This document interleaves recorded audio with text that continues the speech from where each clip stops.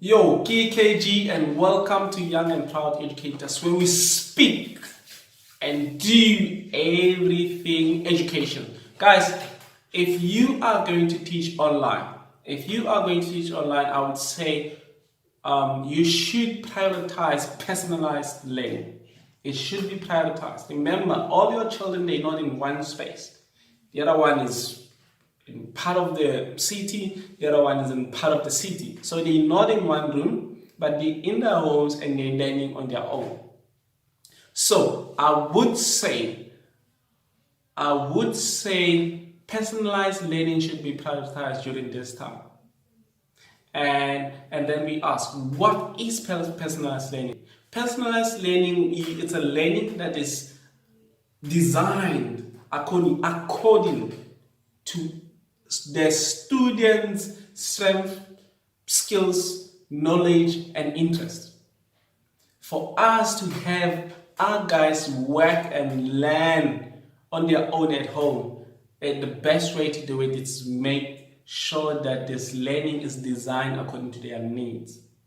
If we are in one classroom, it's slightly difficult to do it because we've got about 25 children in one class and it's quite difficult. But sometimes it's possible, like with differentiation and those kind. But I would say the best thing to do now is to make sure that they learn according to their strength, their needs, and their interest.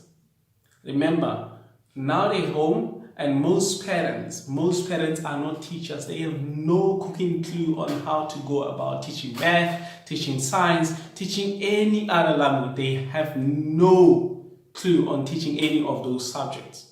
So if we design this online learning according to their interest, boom, then we will get our children moving. We'll get our children doing the activities. We'll get them work. So if it's designed according to their strength, then there will be no need for us to design that support. All we are going to do is to make sure that, they know this, their strength is. Then we're going to build on that and we scaffold and to get them to wherever that we like to get them as teachers in that year group or in that grade. So for instance, all we know that we have the student's interest is music.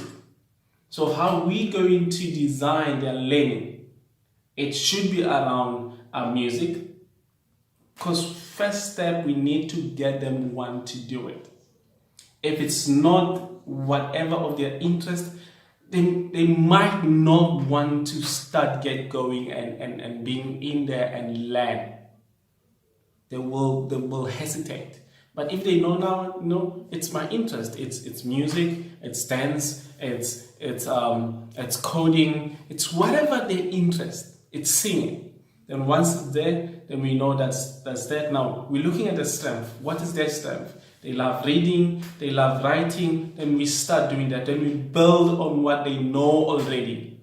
And if we do that, then they can develop another skill using what they like, using what they know already, using their strength. I think it should be like that. And if we do that, then we build each child's learning based on who they are and how far they can go. So we're not going to limit them. If they start from 1 and they go to 10, that's fine. But if they start from 1 and they go to 4, that's still fine.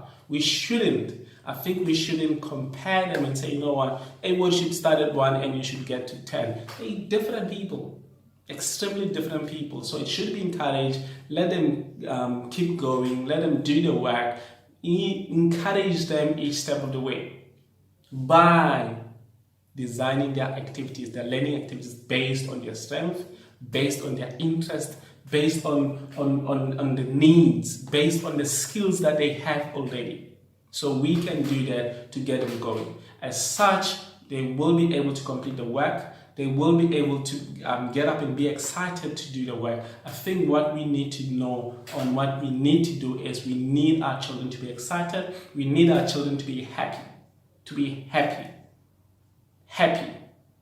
So during this online teaching, if you are doing online, ensure that your children are happy. They are excited for the work. They're excited to see the work. So it should be based on their interest.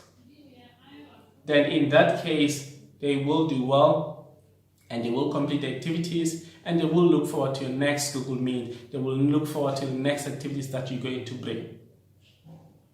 It's the best time ever, online teaching. Make sure that you prioritize personal learning. So they continue learning and they continue enjoying themselves. So I think again, the other thing, we can introduce something like your passion hour. Give them time to say, no man, what's my passion? To start discovering themselves, to discover who they are, what they like, and keep on working on it and building on it.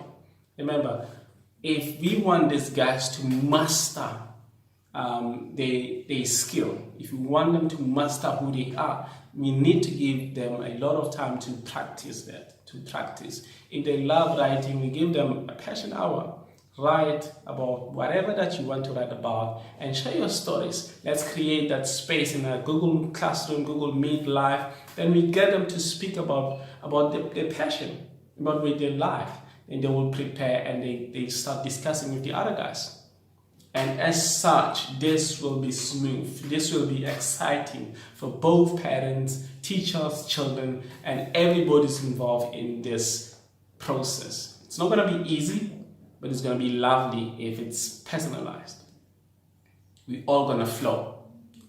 So that's my piece, guys. Have your piece and peace.